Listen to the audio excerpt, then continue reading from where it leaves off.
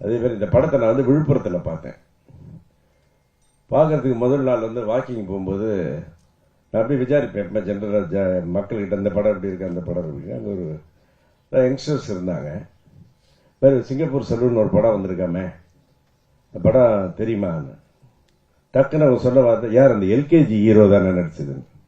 RJ Balaji, இன்னும் நீங்க வந்து தமிழக மக்கள்கிட்ட சின்ன குழந்தையா தான் இருக்கீங்க. எல்கேஜின்ற மாதிரி ஆர்ஜே, அதாவது உங்களுக்கு அவ்வளவு ரீச் ஆயிருக்காரு அவரு.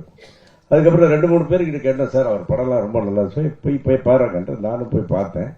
பார்த்துட்டு படம் பார்க்கும்போது அப்படி ரசிச்சாங்க எல்லாருமே.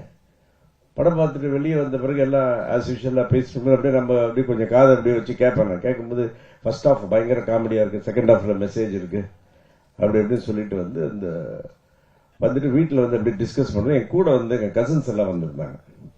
வந்து என் கசின் சிஸ்டர்கிட்ட கேட்டேன், அவங்க கொஞ்சம் வயசானவங்க, எப்படி இருக்கு இந்த படம்? இந்த படத்தில் ஒரு ஐயங்கார் பொண்ணு நடிச்சிருக்குல்ல அந்த ஹீரோயின். நான் அதாவது நார்த் இந்தியன் பொண்ணை வந்து ஐயங்கார் பொண்ணு மாதிரி காமிச்ச பெருமை கோகுல்துக்கு, அவர் கை தட்டுக்கு அவருக்கு.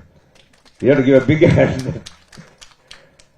அதே மாதிரி இப்ப இமான் அண்ணாச்சி ஒரு விஷயம் சொன்னாரு, இவருக்கு வந்து ஆர்ஜே பாலாஜிக்கு ஒரு பட்டம் கொடுக்கணும்னு சொல்லிட்டு. நான் கொடுக்கிற பட்டம் ஆர்ஜே பாலாஜிக்கு. ஆர்ஜே பாலாஜி யார் தெரியுங்களா? South Indian Aamir Khan. இப்ப big hand to RJ Balaji. ஏன்னா ஒவ்வொரு படத்திலும் பாத்தீங்கன்னா ஒவ்வொரு வித்தியாசமா இருக்கும். சொல்ற ஒவ்வொரு இந்த அம்மன் படத்திலும் சரி, எல்கேஜிலும் சரி, இப்ப நான் கொடுத்துட்டேன். இந்த மாதிரி பத்திரிகையாளர் South Indian Aamir Khan RJ Balaji நீலிருந்து. அதே மாதிரி இன்னொரு விஷயம் சொல்லணும்.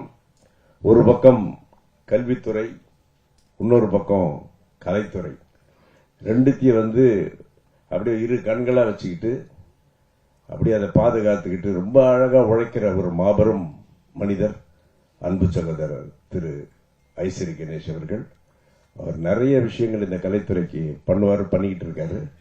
ஆல்வேஸ் அவர் Tamil industry support him. So இது போன்ற இன்னொரு விஷயம் என்னன்னா, நான் 2010 நடிச்சிட்டு இருக்கும்போது என்னை கூப்பிட்ட முதல் சக்சஸ் ஃபங்க்ஷன் இதுதான். இது வரைக்கும் நான் எந்த சக்சஸ் பார்ட்டி போனதே. இது இஸ் தி ஃபர்ஸ்ட் சக்சஸ். அது இந்த படத்துடைய ஆடியோ ஃபங்க்ஷன் தான் நான் வெளியூர்ல இருந்தேன். ஸோ வெற்றி விழாவுக்கு வந்திருக்கிறேன். இந்த வேல்ஸ் ப்ரொடக்ஷன் வந்து நிறைய வெற்றி படங்களை கொடுப்பார்கள். ஏன்னா ஒரு கணேஷ் சார் வந்து அவ்வளவு பேஷன், சினிமா மேலேயும் பேஷன், அதே மாதிரி நடிகர்களுக்கு ஹெல்ப் பண்றதெல்லாம். ஸோ இப்பேற்பட்ட மனிதருக்கு என்று என்னுடைய சப்போர்ட்டும் நம்முடைய இண்டஸ்ட்ரியுடைய சப்போர்ட் இருக்கும். அருமான வாய்ப்பை தந்த கோகுல் அவர்களுக்கும் தயாரிப்பாளர்களுக்கும் நன்றி கூறி விடைபெறுகிறேன். நன்றி, வணக்கம். செய்திகளை உடனுக்குடனும் துல்லியமாகவும் தெரிந்து கொள்ள சப்ஸ்கிரைப் பண்ணுங்க.